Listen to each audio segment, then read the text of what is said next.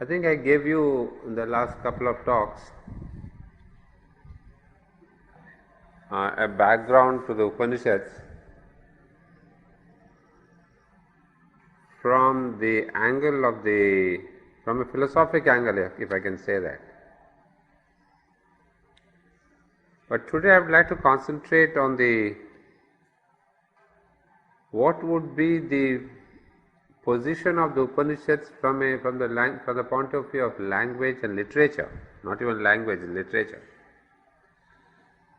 Because you see, it is not a single book like the Gita or the Bible or the Tripitaka or the Quran. Even the Tripitaka is not a single book for all that we know. So there are a lot of misunderstandings, misnomers about the Upanishads. So I thought we should understand first of all what is this locus standi in the literature of spiritual literature of India. Well, if you see your chart, you see we have first of all 4 Vedas. The word vid means knowledge. So essentially,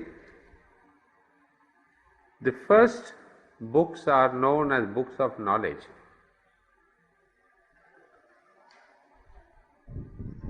But these books of knowledge are classified into 4 different types of knowledge. And from this you should be able to guess and imagine how very well the whole system was organized even in those prehistoric days, centuries back, 5,000 years back. People had consciously arranged this system of knowledge. And it was very complex. It was not single book, follow this Bible or follow this Quran. Because as you must be realizing now that you have lived so many years in India, today we have a political system called democracy. But this democracy as a system of living was always there since times immemorial.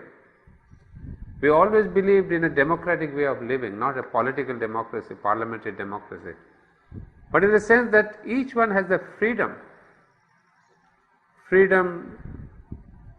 to advance towards his own realization, freedom to lead a life that leads you to God. There is a little bit of things, because now that you have lived, I want to tell you that on the social level there was no freedom. We had the 4 varnas, chaturvarnas, this level, brahmanical, this grihasthashram. We had divided life into 4 different systems: social law, you must do, you must not do, intermarriages, classes. There was a tremendous pressure on the social level. And I can understand why it was so.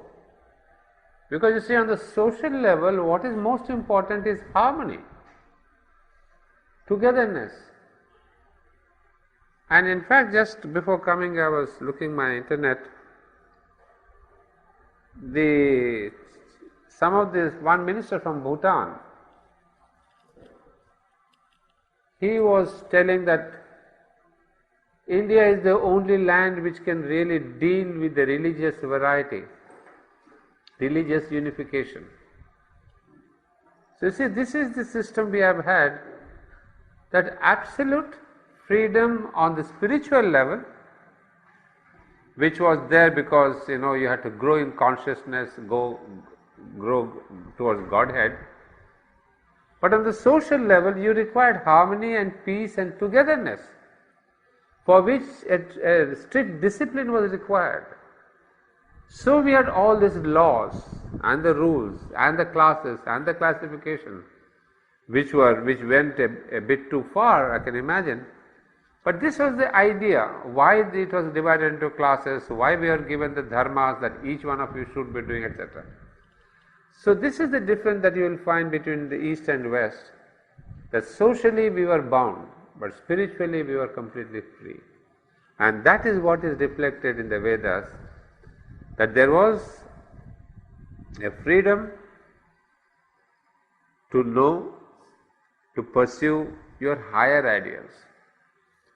So in that sense, we have these 4 Vedas, which are the foundation of knowledge. But what kind of knowledge? You see, there is first of all the Rig Veda, what we call the Veda of the Rig verses. Verses are the slokas, or the poems, which are actually spiritual knowledge.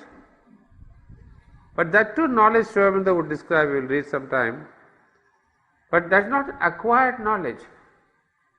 That's a knowledge that is given by Shruti and by Drishti, by hearing and by seeing. So it was purely an intuitive knowledge. So and then it was not the question of I want to know, it was not an objective knowledge, knowledge of the world. It was knowledge of beyond the physical. So what we call the supra-physical knowledge. So what we could say, the Vedas concentrated on the supra-physical knowledge and the social laws concentrated on the physical knowledge. But even in the Vedas you will see, Rig Veda was the supra-physical. What is about Brahman, the nature of God, how to go about, etc. Now Sama Veda is Veda of songs. Now you see, it is not the question of dry philosophy. When you read the Vedas, you will see dry philosophy. Dry in the sense is terse philosophy, metaphysics, symbolism. But you see how well they classified this, they put it into song form. It's a kind of a rhythm, a beautiful rhythm they gave, how to chant those things. So they brought in that kind of a life element of the rhythm of poetry. It's not just prose text you read. So there was the Sama Veda, which was the Veda of songs. Then Yajur Veda, Veda of sacrificial texts. You see, please remember, the next line itself tells you, chief priest of Soma sacrifice.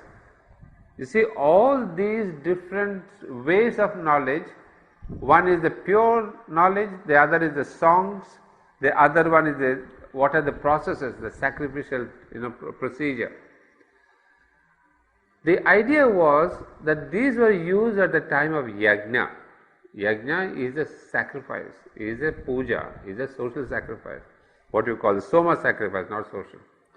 Now what is this soma? Soma is a divine drink.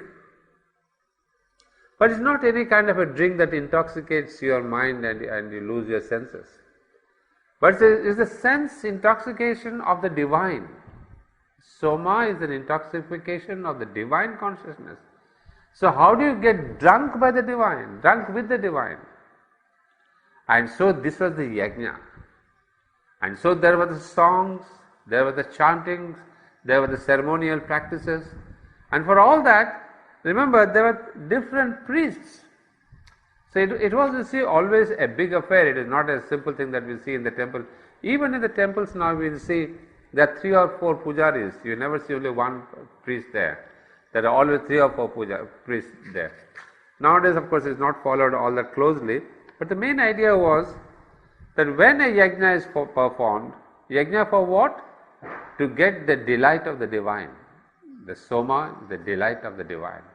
That means the bliss of the divine. But how do we get that bliss? Now here there are 4 types of priests. One is called the Hotar, who invites the gods by reciting the verses. The Udgatar, by whose songs the sacrifice is accompanied. The Adharyu, who carries out the holy rites while muttering the yajus. And the Brahman, the chief priest who leads the whole ceremony without interfering with the rules of the sacrifice. Well, the remnants of this Soma sacrifice We can see when we have a marriage ceremony in the south or any part of India, but not so much in the northern part of India where they have taken to other types of yajnas, marriage ceremonies, but deep in south, I have attended some marriages of Brahmins families. So they follow this kind of 3 or 4 priests are there. Somebody is chanting the verses, somebody is doing the actual procedure, putting ghee into the fire, putting this into the fire. One is doing the action, the other is singing, the other is controlling, the other is the kind of a supervisor. So it's a whole procedure. But all of it what? To have that sanctity of inviting the gods, the presence of the divine, and there are hundreds of stories how gods themselves descended and all that. We don't get into that. So this is the main idea of this. Now there is one Veda, if you can see, the last Veda is called the Atharva Veda, named after Atharvan, a mystical priest of yore, number 4. Now if you see Atharva Veda, when you go back home, you just knock into your Google and internet and see. These are actually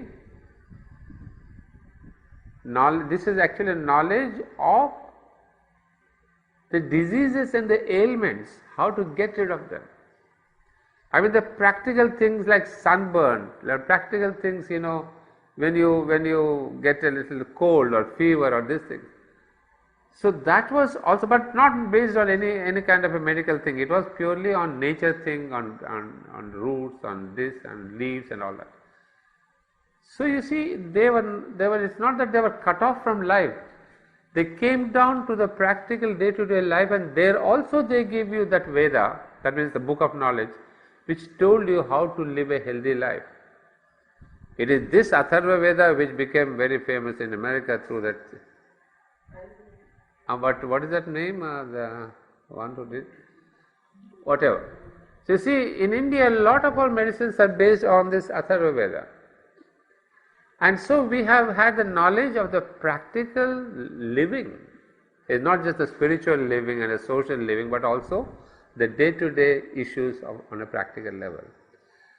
So these are the 4 Vedas and these are the 4 priests.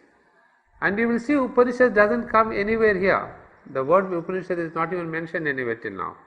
These are the Vedas, the priests, and then the handbook of books for Hotar is the Rig Veda. You see, each priest has to follow one text. That means the chief priest who invites the gods, he has the Rig Veda. Who is doing the songs or the reciting songs, he uses the Samaveda, Ayurveda, Yajurveda, and Brahman must know all the above 3 Vedas. So each one had a textbook. Each priest had to follow one particular textbook, Rig Veda, Samveda, Yajurveda, etc. That's it. Now, this is where we are now coming closer to our subject of Upanishad.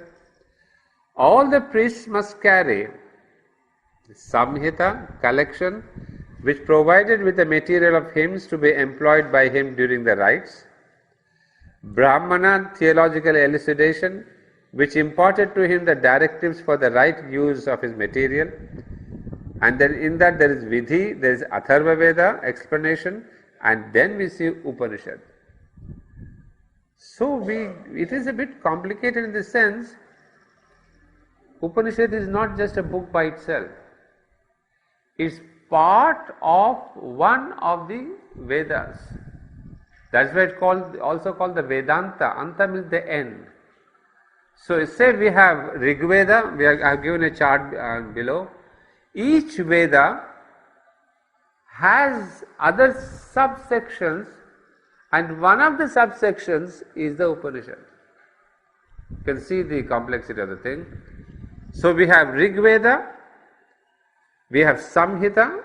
Samhita is the collection, and then we have Brahmana, and in the Brahmanas we have directions, how to do the directions. Atharva Veda, it is the explanation, and then comes Upanishad or Vedanta, philosophical reflections about the essential nature of things.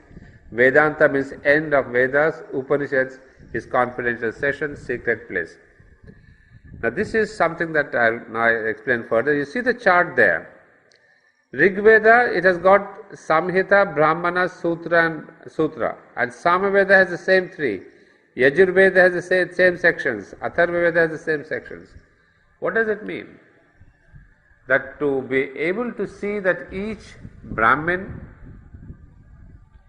has a perfect classification. It's not just recitation by anyone and anybody. There are particular priests who are given particular textbooks to recite, to sing at the time of the yajna. The whole concept was the yajna. The center of the Vedas, if you want one word, is yajna. I mean, the central philosophical spiritual concept is yajna. Yajna is the word as we see here, sacrifice. Now that same concept, remember, runs through the Upanishad, runs through the Gita. It comes into surrender and it runs right into Sri-Aurobindo, where the mother and Sri-Aurobindo speak of nothing else but aspiration, rejection and surrender. So from here you gauge the importance of the word yajna, that how surrender has been the central concept of all spiritual teachings and practices in India. So if you want Indian spirituality, to understand Indian spirituality, only one word, and no wonder this word surrender has gone through different terminology, but it has remained the same. That's what I wonder, that how there's only one concept actually. Surrender is giving up oneself into the hands of the divine. And that's what I told you right on day one when we started with the Vedas or the history of Indian spirituality, that how do we reach the divine? How do we get to the divine? The whole purpose of life was to unite yourself with the divine. And there are a million ways to do that, but all the ways have only one path, the path of surrender. So this is the central thing that we see here.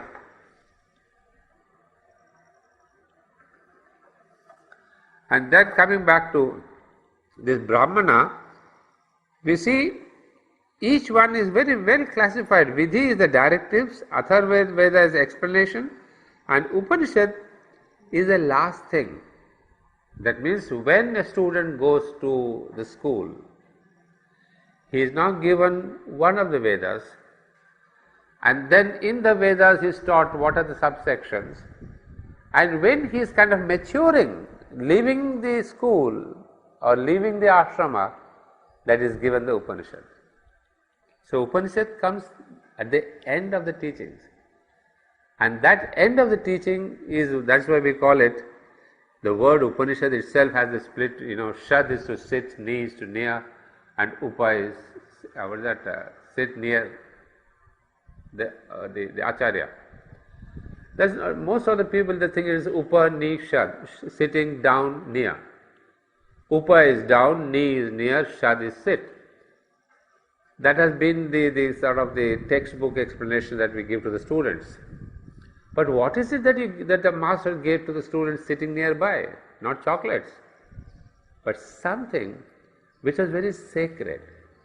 It is almost a kind of a secret session. That's why we got the word here, confidential session, secret place. So that means those are the last imparting of knowledge, experience, and therefore the teacher gave it in all confidence. It's not a lecture hall, not a public thing. It's just 3-4 people sitting close by, and he would teach them slowly by experience, take them through experiential knowledge, if I can say that. It's not knowledge imparted by talk, it is experiential knowledge. What the Guru, the Master experiences, he imparts through consciousness, through contact, through words, and sometimes maybe pure silence and meditation. They would say, today we have 1 hour meditation, nothing more. And in fact, if you see, Mother also had done the same thing in her own classes. Sometimes there are no questions, she said, okay, today we'll have meditation, nothing more. So, this sitting silently in front of your Master itself was one of the greatest teachings. So, this Upanishad gains such importance because it is the last of the teachings, where there is a secret imparting of the inner knowledge, if I can say. It is no more verbal, it is no more oral, but a contact of consciousness to consciousness. So there we have the Upanishads, and after that we see in the next page. Now Upanishads are textbooks of the respective shlokas of the SACAR. You have got it there? Huh? Yeah. No, you turn the page? Acha, there may be extra. Now these Vedas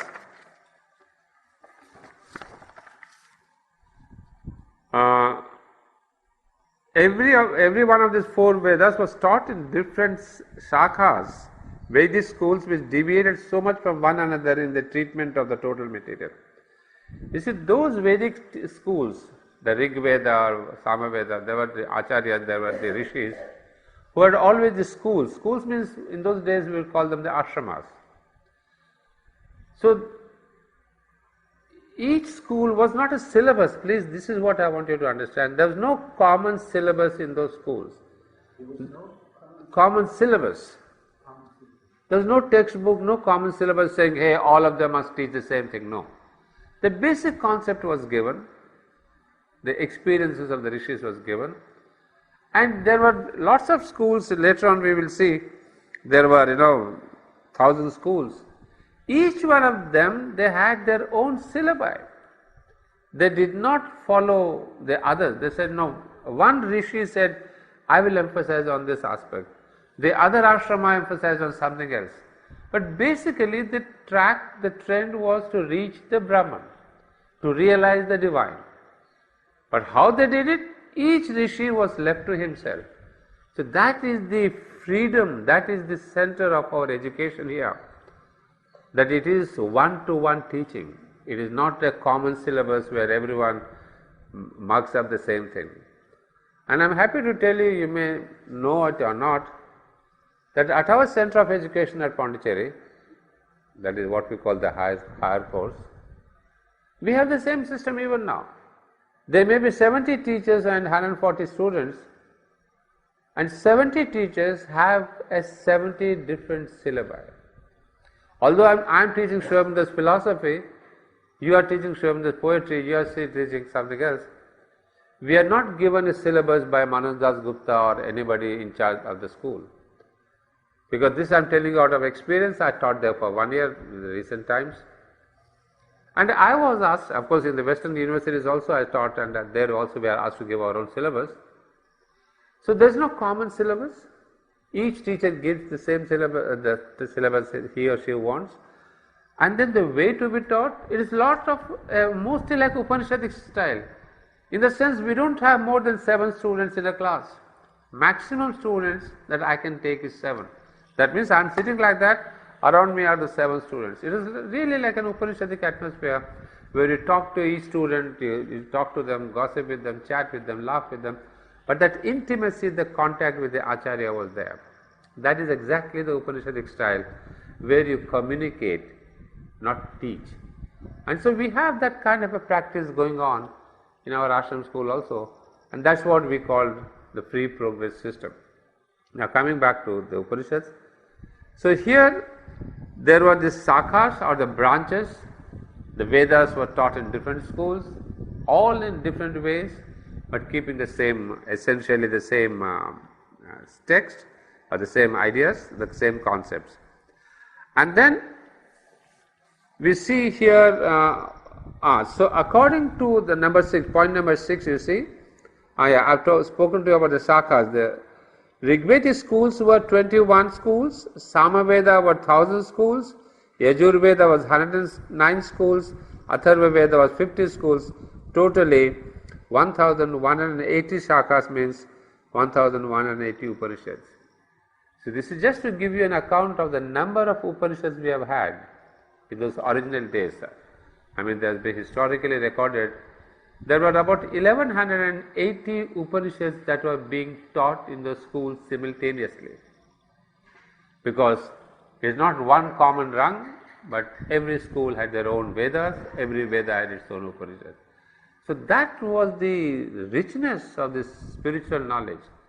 And this is that variety, the multiplicity, what we say unity in diversity is our Indian culture.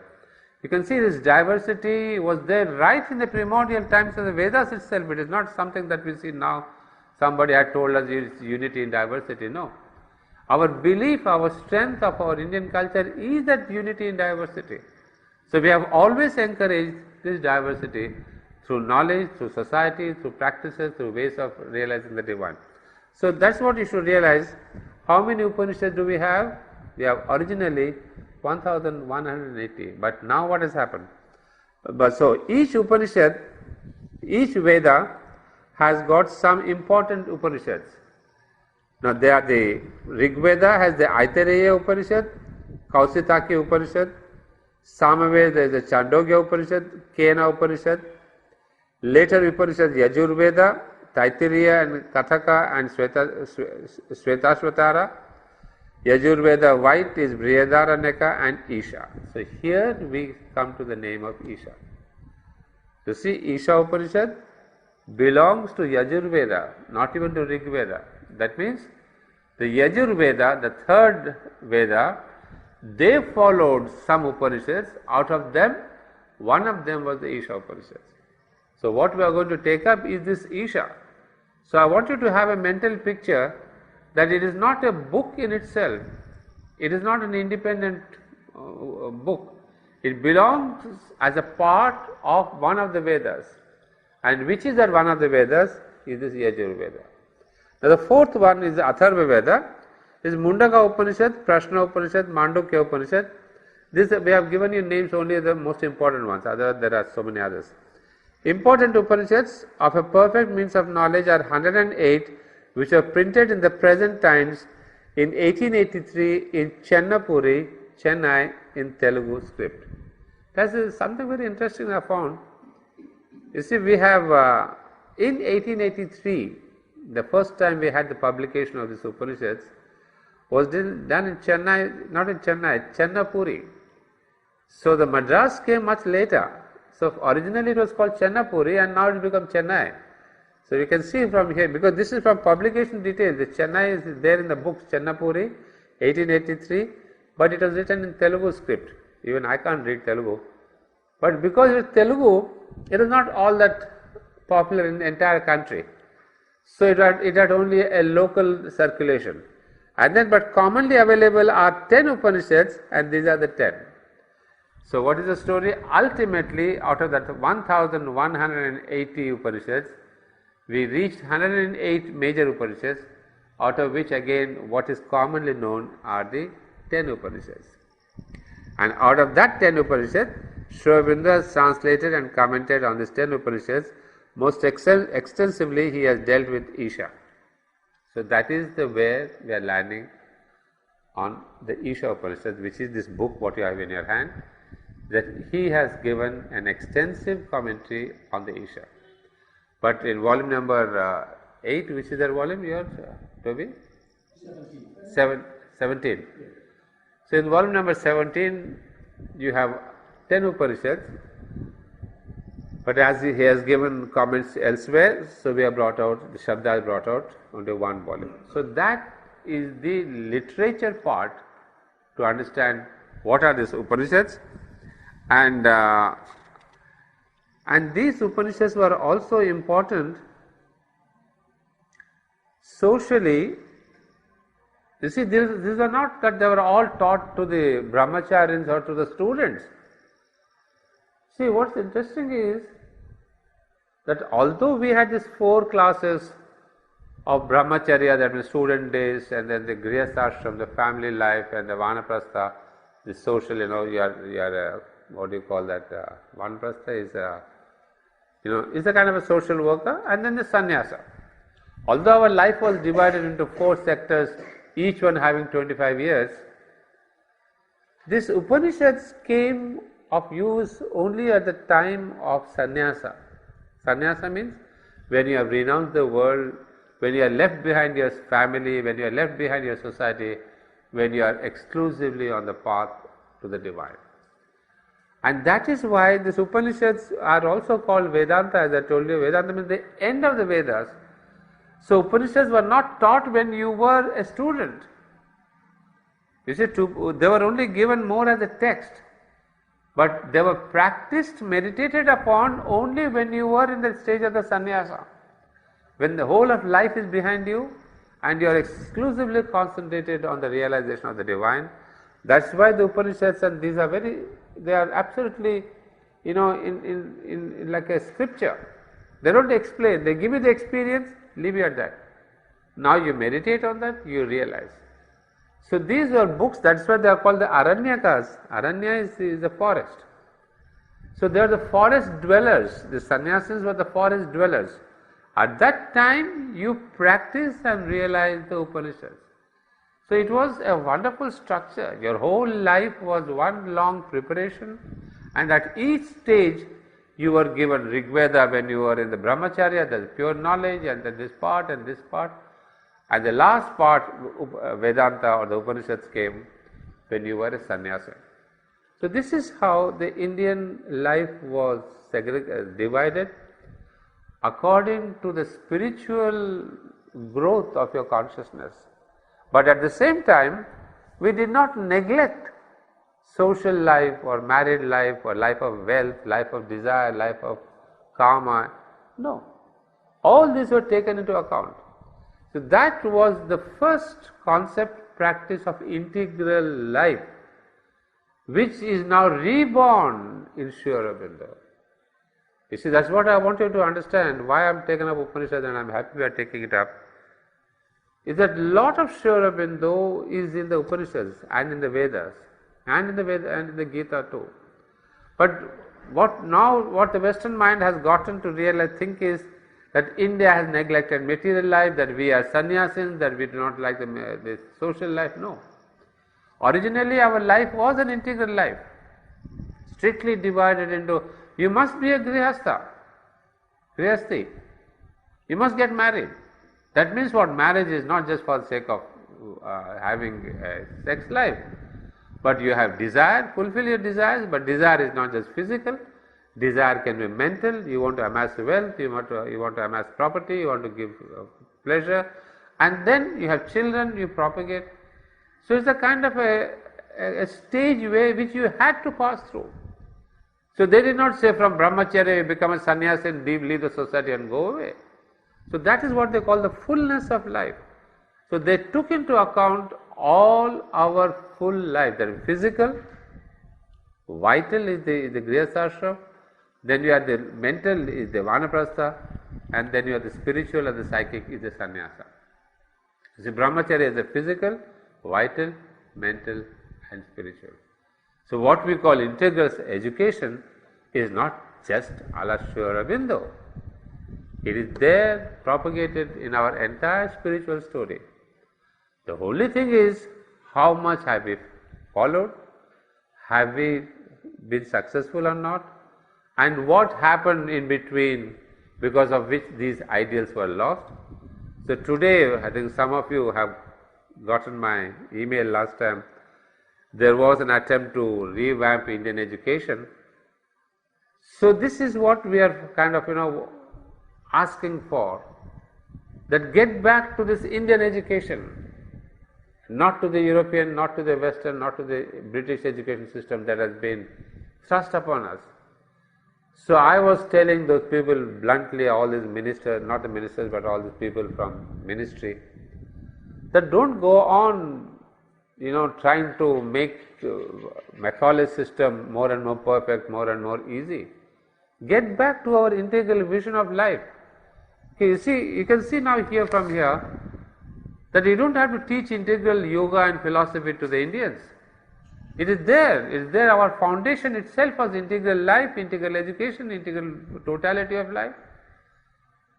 So if we have got this Macaulay system, it has divided our life, and the moment the division comes, all the problems also have come in. So I was telling them, you see, there is a great emphasis on Sanskrit. There was a question put to us that what are the languages you want to teach in English in India?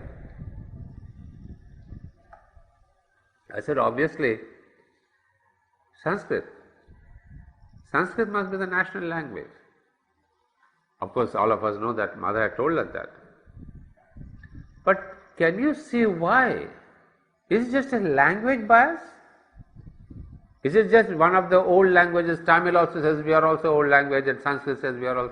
There's a fight between them, who is the older one or. That's not important. The importance is Sanskrit as a language is Sanskruti. Sanskruti is not a language, it's a culture. And a culture which has an integration of life, of people, of harmony. A culture which always believed on comprehensive way of looking at things, of inclusiveness, of sensibility. So when the mother said bring back the language, it's not just bringing back just the teaching of the spoken language. If we can get back Sanskrit in our Indian culture, we are getting back the ancient culture. And of course, Sri Aurobindo does mention it's not the question of getting back the old system, but the old consciousness. So Sanskrit is important from that angle of getting back a comprehensive, integrated spiritual culture. So this is where I was telling those people there that it's not don't try to do that, we have to bring back a new system based on the ancient Indian education philosophy. So this is what we learn from here about the Upanishads, the basics. Now you know, when we start with the Upanishads, what is it that we are going to read? But I have something more before we take up the book in our next class. Now of course the question of the meaning of the word Upanishad, we have seen it, but I have now one more thing to tell you.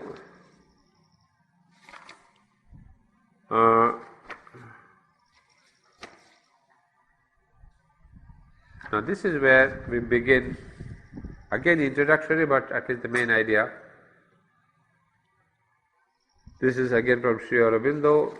This is, I think, the Bengali writings.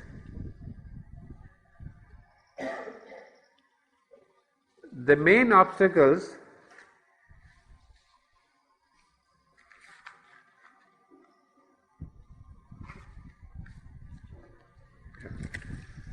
that stands in the way of accepting the straightforward meaning of the Isha Upanishad and rightly understanding its truth about the Brahman, the self and the divine is Mayavada, illusionism preached by Shankaracharya, and the commentary he wrote on the Upanishad.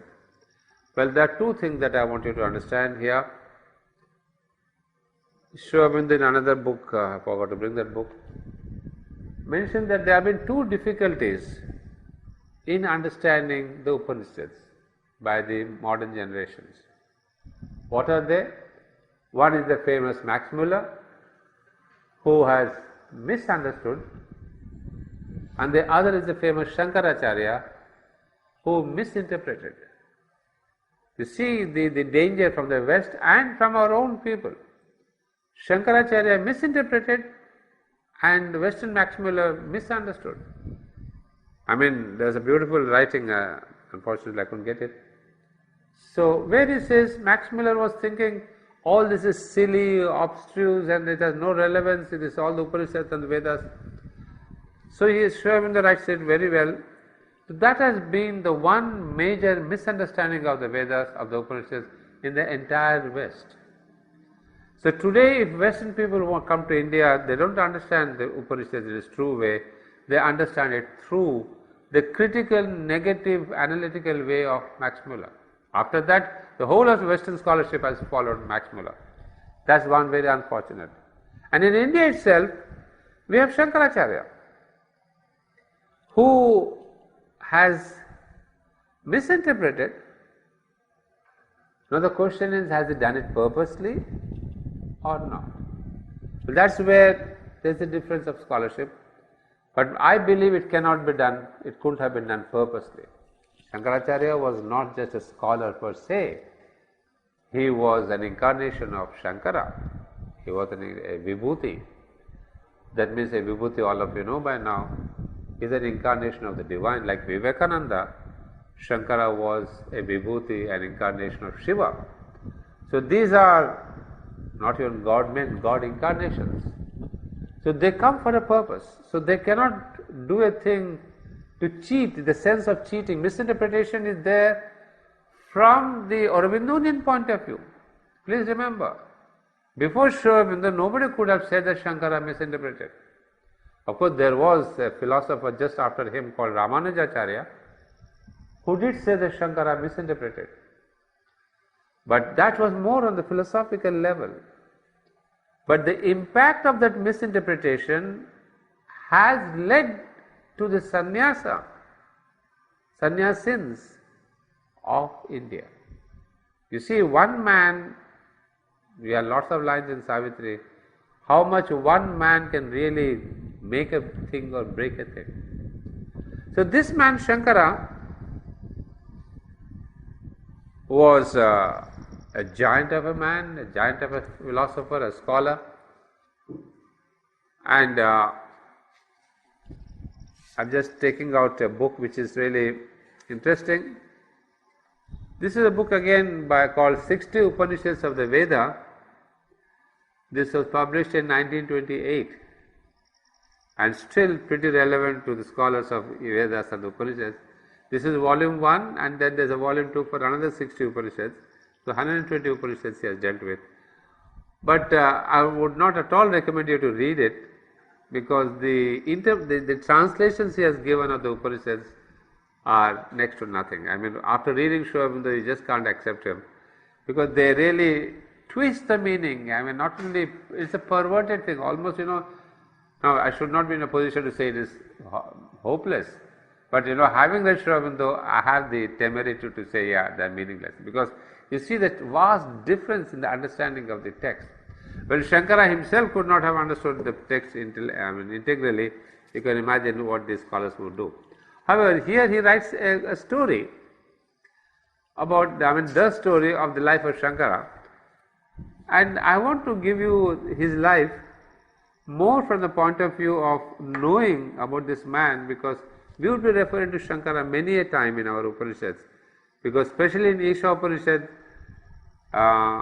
there has been the twist in the worst manner. So I would be referring to Shankara, but I want you to know the spiritual status of this man, and about whom we have read last time also in one of the classes. How Sri Aurobindo says he is one of the greatest minds that the world has ever produced. He is not just in India, but all over the world there is no scholar greater than him.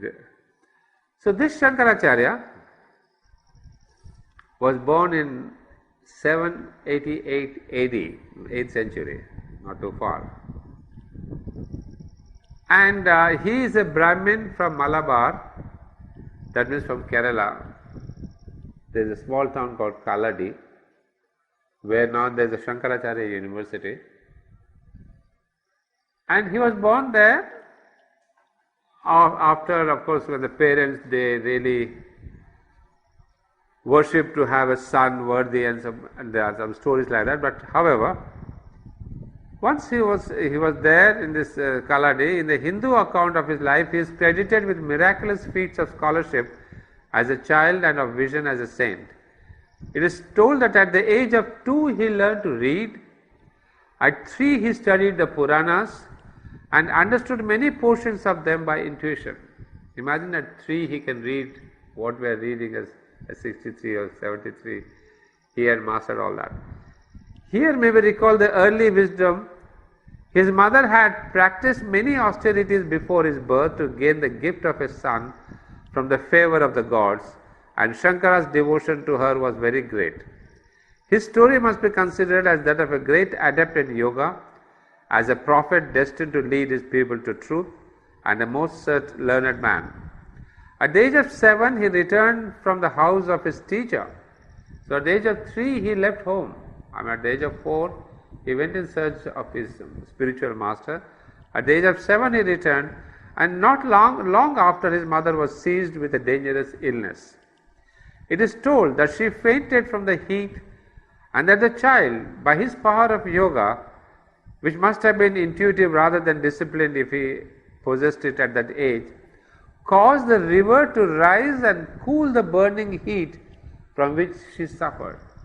So at that age of 7 also he could have this master of yogic powers.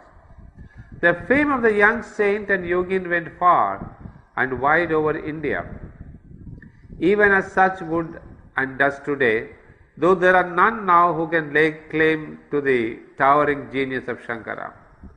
Messages came from the king of Kerala, offering gold and elephants if he would shed the light of his presence upon the court, and not content with sending these messages by a minister, he came himself to pay reverence and plead his desire for a son, hoping that the yoga of Shankara might open the way to his heart's longing. And Shankaracharya gives him a lot of different ways how to do this. He gives directions, etc., etc. About this time, a great rishi foretold that the wonder boy would die at the early age of 32. And it was perhaps this knowledge that determined him to renounce home life and become a wandering sannyasin or holy man who embraces the life of ascetic contemplation. This is a part of the discipline of a yogi. His mother wept bitterly, desiring that he should marry and beget a son before resigning the world for the life of quiet. It is told that a miracle was needed to defeat her yearning, and that it was forthcoming. For as he bathed, a crocodile caught his foot, and when her son and the bystanders assured her that the crocodile would not let him go until she herself released him, she consented, though with bitter grief. Shankara gave her into the care of relations, and promising to return if she ever needed him, melted into the wandering millions of India. And now begins the interesting part of his short life. Wandering with his begging bowl through towns and forests, by lonely hills and wide rivers, he came at last, as though drawn by one desire, to a cave in a hill on the banks of the holy Narmada river, where a saint named Govindayati had fixed his hermitage.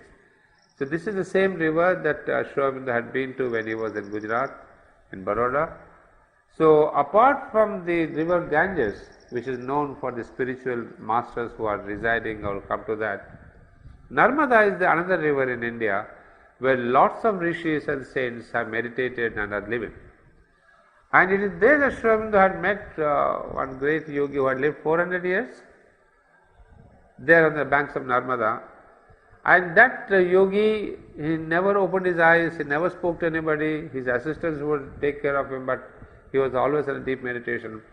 But it is said, one of the disciples I met with, he told me when I went to see this ashram, that when Sri Aurobindo came, he opened his eyes, this great yogi, and he said something which I have forgotten, I cannot repeat that. But that is another one of the most sacred rivers in the country. So Shankaracharya too went to that river Narmada, and there he found a guru called Govindayati. With him Shankara became a pupil and received instruction concerning the universal self, which is named as Brahman. It was given in 4 great sentences.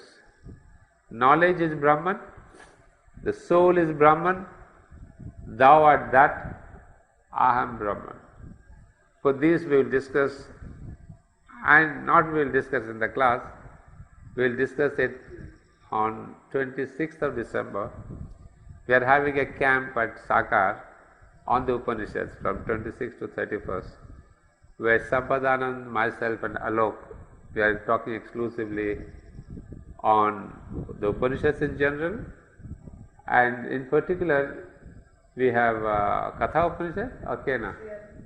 No, there are 2 on Katha Upanishad, and there is an Upanishad called Sriaurobindo Upanishad. It was written in Sanskrit, not much known to the world. So we are going to discuss these 2 Upanishads, Kena Upanishad and Sriaurobindo Upanishad. So you are welcome, and I think Tina knows about that. She is the one who is giving us the news. However, so these are the 4 mantras, Tattvamasi, all those things are there, that I am the Brahman, you are Brahman, etc. We will discuss those later. Here again he manifested a great yoga. One day when his teacher was lost in the trance of his higher consciousness, Shankara calmed a furious tempest of rain, thunder and lightning, and his master, returning to earthly consciousness, was overjoyed and bade him go instantly to the holy city of Benares, and receive the divine benediction. So the young Shankara set forth in the yellow garment of the sannyasins, his face illumined by the twin lights of peace and power. There many strange events met him, and there his beloved friend and pupil Padmapada came to his class, the friend for whom he reserved his deepest thoughts and teachings. Well, this is a beautiful story of this Padmapada. Padma is, as you know, is the lotus. Pada is the feet. So this disciple was across a river. So Shankara told him to come.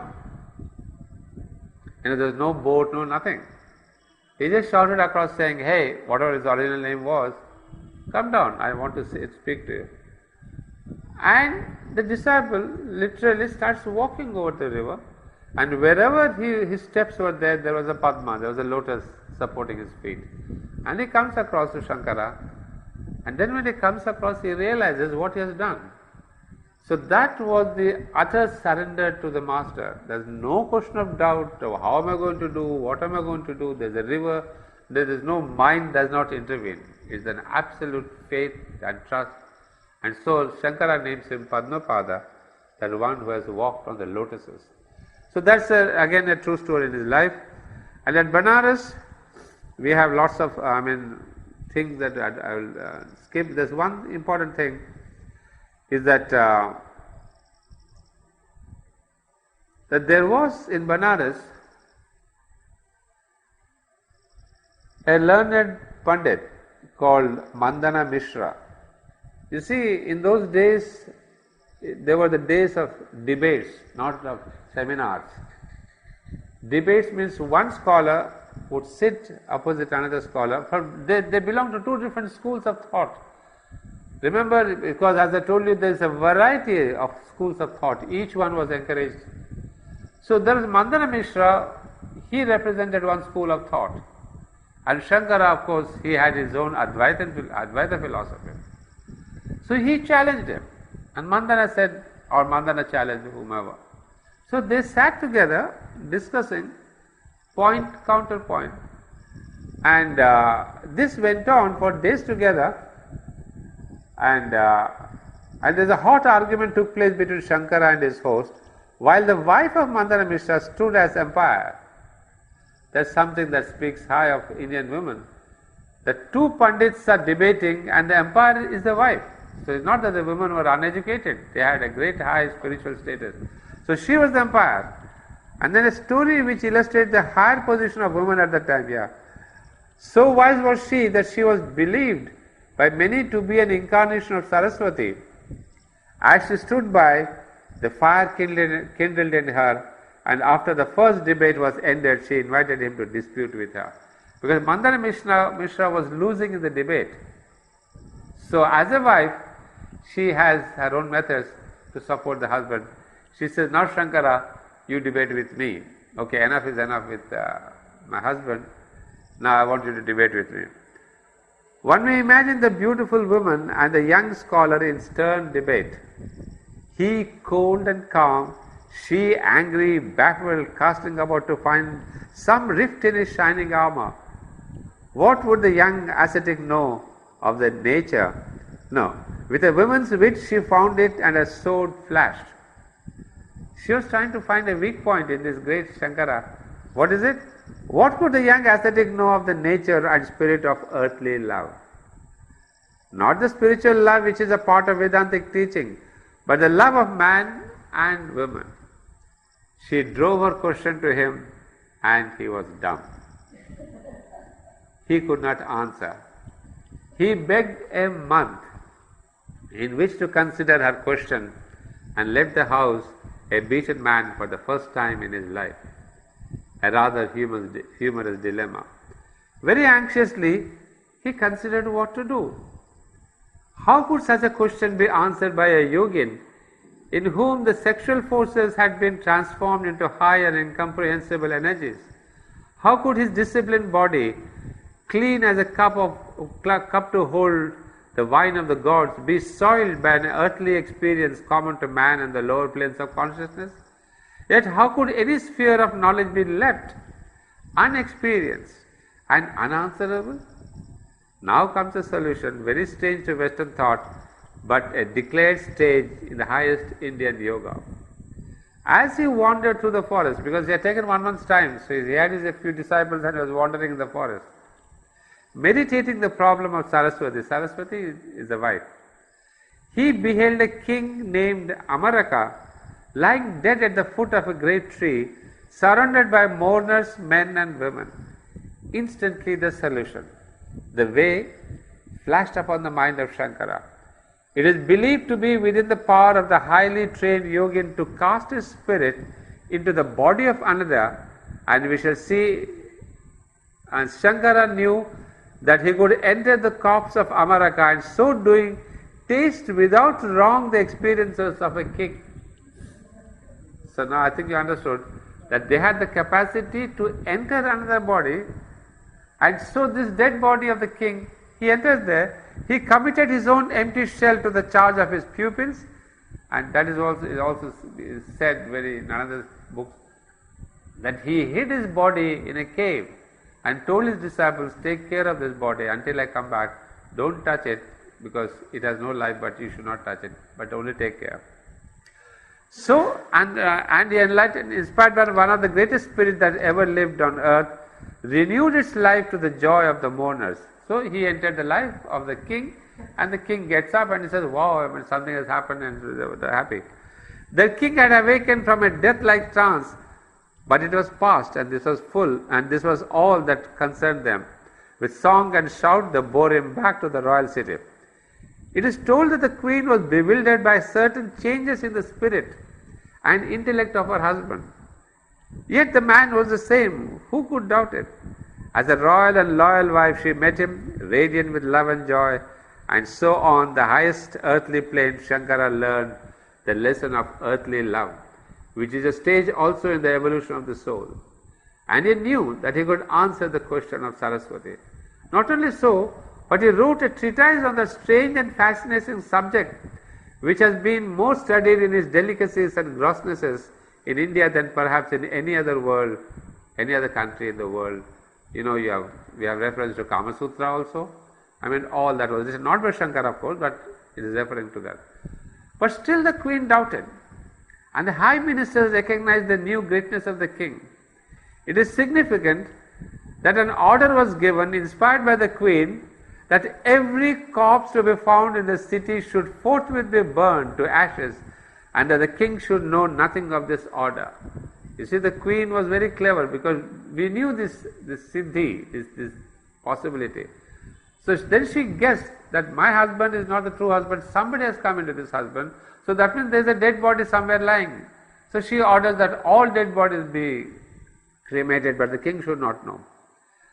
The heavenly bird they had caged for the glory and good of the kingdom must not be allowed to flit away again on his own ethereal rounds. His body must be destroyed, lest he should seize it and be gone. Meanwhile, his disciples, headed by the loyal Padmapada, longed for him. How could they live without him? Had he forgotten them in the queen's arms? They set out to the city of King Amaraka in the guise of a group of singers who would perform before the king. Their petition was granted, and they were ushered into the hall, hidden in gold garments and heavy headdresses fringed and veiled with gold. And they sang of high things and noble until the courtiers were spellbound, believing the very music of the spheres was sounding in the palace. Had it become the dwelling of Indra, etc. And the king heard, and the silver arrows found his heart. With great gifts and in silence he dismissed the musicians, and in doubt and dismay they retreated. But that night the sleep of King Amaraka deepened into the sleep there was no dawn, and that night Shankara opened his eyes among his rejoicing disciples, wiser, gladder than of old, as one to whom no page of human experience has been closed. And returning with his disciples, he answered the question of Saraswati and went on his way. So these are the stories. Of course, I am skipping, we don't have much time. But ultimately, you see, by the age of 32, imagine this Shankaracharya, right from Kerala, right up to Badrinath, he goes to Bengal, to Andhra Pradesh, to Gujarat, Madhya Pradesh. He makes this trip 4 times and walking. There is no cars, no train, nothing. So he goes walking, and 3rd time, 4th time he establishes centers, what we call Shankara Pitha. These are in India the 4 Shankara Pitha, the 4 major Shankara ashrams, which are practicing his philosophy.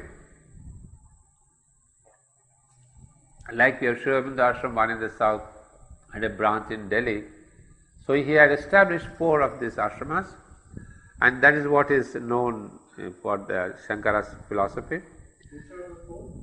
There is one in Puri, one in Badrinath, Kedarnath, one in Kerala, of course, one in Andhra Pradesh somewhere.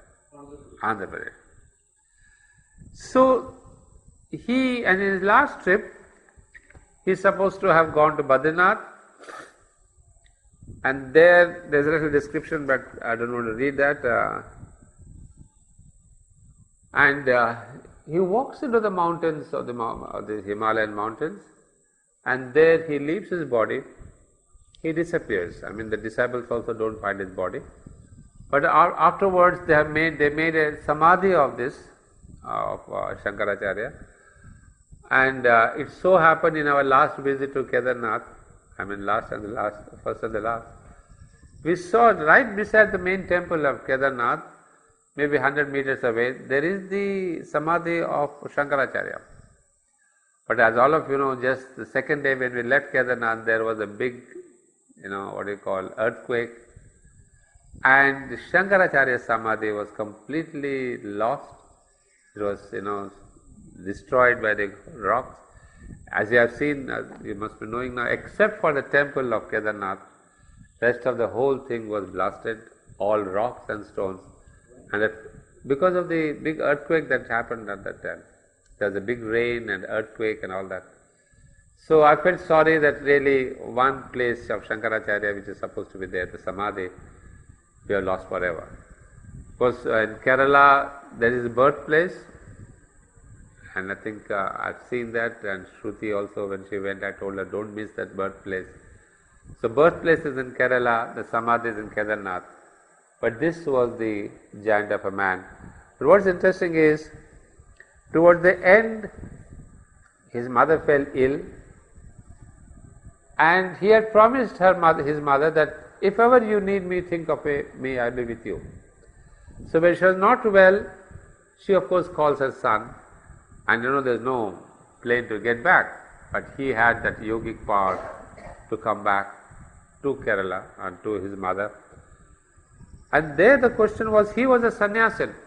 So the rules were that as a sannyasin, you cannot have a cremation ceremony, you cannot attend or you cannot do. And as we saw, he was very attached to his mother.